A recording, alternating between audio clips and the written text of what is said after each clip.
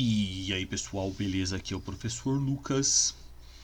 Hoje a gente vai começar trabalhando com probabilidade. Para isso eu peguei uma moeda bem antiga.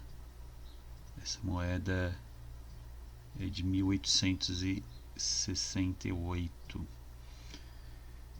E de um lado nós temos uma cara e do outro nós temos uma coroa. Daí a origem do nome, cara ou coroa. Certo? E é bem interessante. Vamos lá. Se eu jogar essa moeda aleatoriamente, ou ela dá cara ou ela dá coroa. Ela não tem como dar outra possibilidade. Até porque para ela cair em pé é difícil, né? Então ela vai dar ou um ou o outro. Esse número de possibilidades que eu tenho faz parte de uma área da matemática muito importante, que é a probabilidade.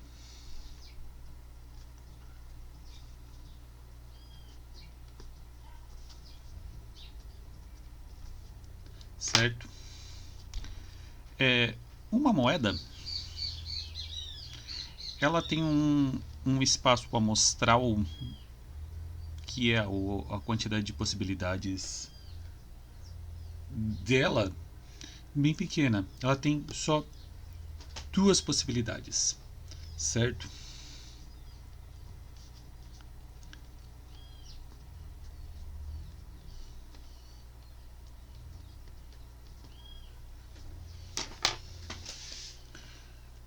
Já se eu estivesse trabalhando com um dado, esse dado é não convencional, nem sei onde meu irmão arrumou isso, mas é um dado do meu irmão, eu achei bonito para aula, eu peguei ele. Independente dele ser convencional ou não, um dado tem 6 possibilidades.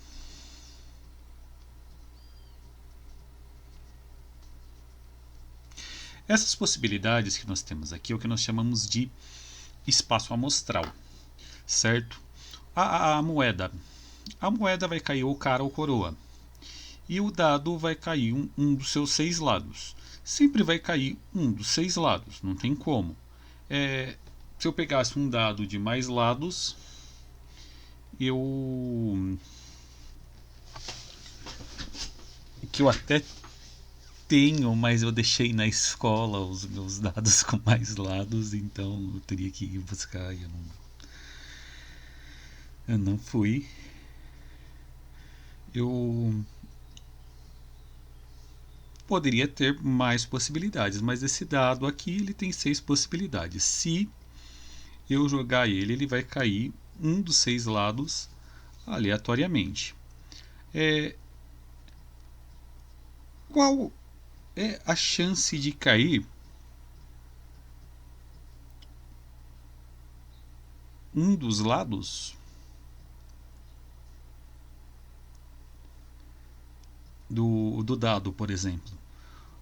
Todos os dados, se o dado não for viciado, é claro, porque tem dado que a gente joga e ele sempre cai no mesmo valor, né, que a gente chama de dado viciado. Esse aqui, por exemplo, parece que não está. Cada hora ele cai. Esse aqui já é a terceira vez que está caindo essa figura, a quarta vez. Eu acho que ele está um pouco viciado esse. Se o dado não estiver viciado, a possibilidade de cair qualquer um dos 6 lados é sempre a mesma, certo? Ele é aleatório. Esse lado está viciado. Ah lá, de novo, ele está viciado esse dado. Se forem apostar, aposte nessa figura, porque ela está caindo mais. Com certeza está viciado esse dado.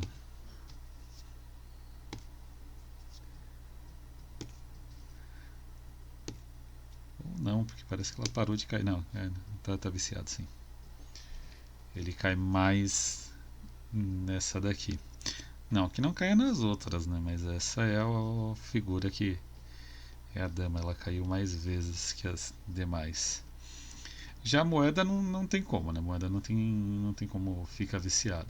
Ou dá um lado ou dá um outro, certo? A possibilidade de cair qualquer um dos dois lados é igual, portanto, é a metade para cada lado, certo? É bem óbvio, porque ou da coroa ou da cara, né? Não tem como dar mais do que isso. Então, dentro do espaço amostral, é metade das chances para cada uma.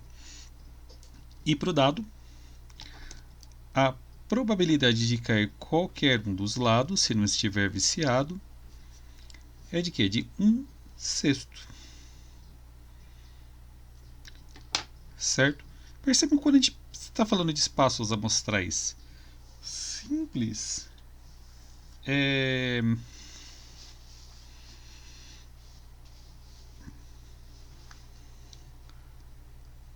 A probabilidade de se cair um lado é bem simples da gente pensar, né? Elementos de evento, jogar uma moeda é um evento único, né? É só uma coisa,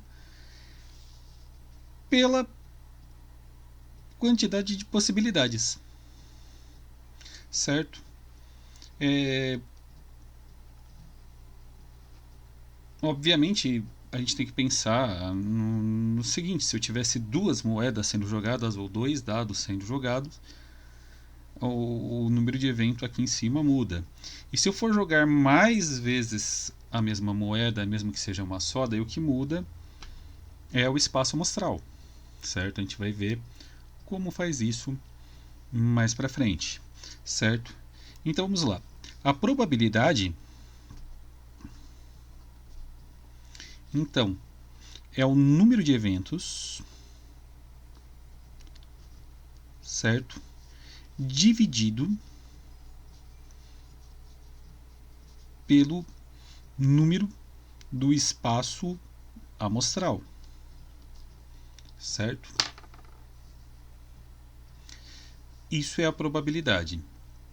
Então, se eu quiser saber qual a probabilidade de eu jogar uma moeda e cair cara ou coroa, é metade para cada um. Se eu quiser saber, se eu jogar um dado, qual a probabilidade de cair essa figurinha da dama aqui, é 6/1, ou 1/6. É só isso, certo? O grande problema é o seguinte. Vamos lá. Se eu jogar uma moeda, ela vai dar cara ou coroa. E se eu jogar moeda de novo? Aí eu tenho que multiplicar por ele mesmo. Ou seja, a probabilidade de cair ao mesmo lado é muito mais difícil, certo? Porque se eu jogar a moeda, obviamente eu posso jogar a moeda e cair duas vezes o mesmo lado. Até agora não caiu. Oh, caramba.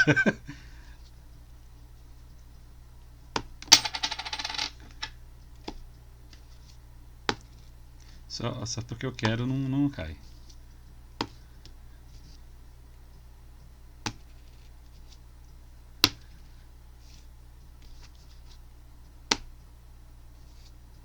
Olha.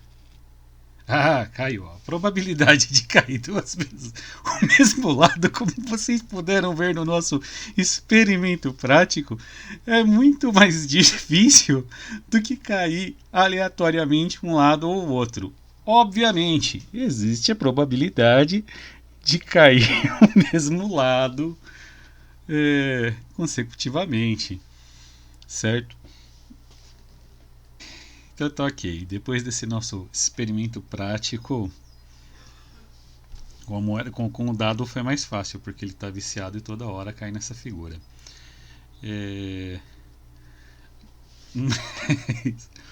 com a moeda foi um pouquinho mais complicada. Mas foi interessante. Mas é isso aí. Essa aqui é a ideia da probabilidade. Se eu jogar algo ao acaso, qual é a chance de determinado evento acontecer?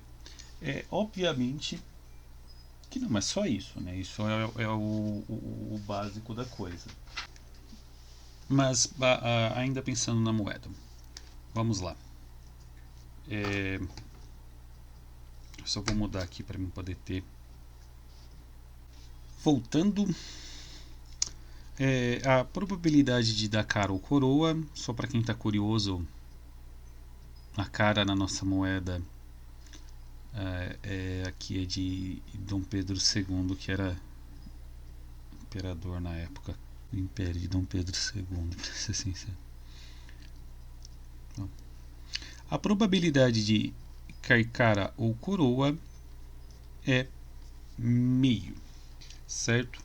E qual é a probabilidade de dar cara 3 vezes consecutivas?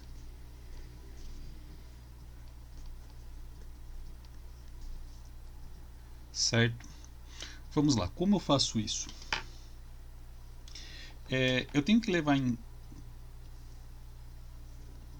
consideração o seguinte: se eu catar essa moeda e jogar ela 3 vezes, qual é a probabilidade de dar cara ou coroa? Vamos lá. A probabilidade de dar cara ou coroa na primeira vez é meio. Portanto, é esse meio que eu vou escrever, certo? Essa é a minha primeira tentativa. Vai dar cara ou coroa, certo? Se eu jogar a moeda mais uma vez, a probabilidade de dar cara ou coroa continua sendo meio. E se eu jogar esta moeda mais uma vez, a probabilidade de ser cara continua sendo meio.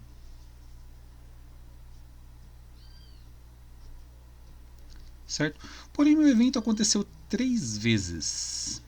Então, tem que multiplicar. Certo? Então, a probabilidade de dar cara 3 vezes consecutivas é de 1/8. Certo? 2 vezes 2, 4 vezes 2, 8.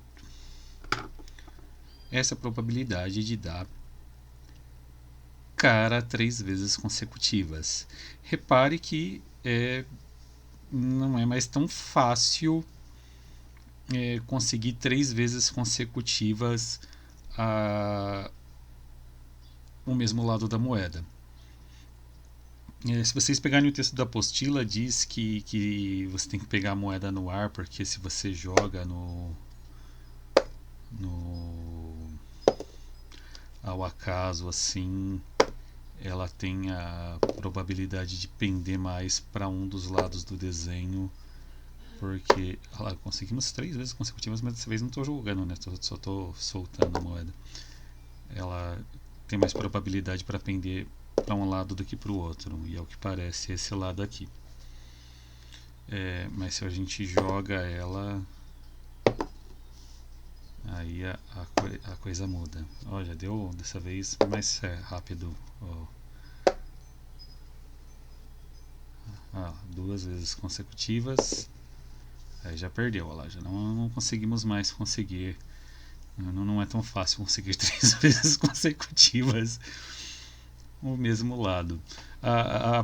Percebam que a chance de eu conseguir 3 vezes consecutivas a moeda sendo jogada para o alto é menor do que a probabilidade de eu conseguir acertar qual o lado do dado que vai cair. Que se eu simplesmente falar assim, não, vai cair essa figurinha aqui, porque é a que mais cai, é de 1/6.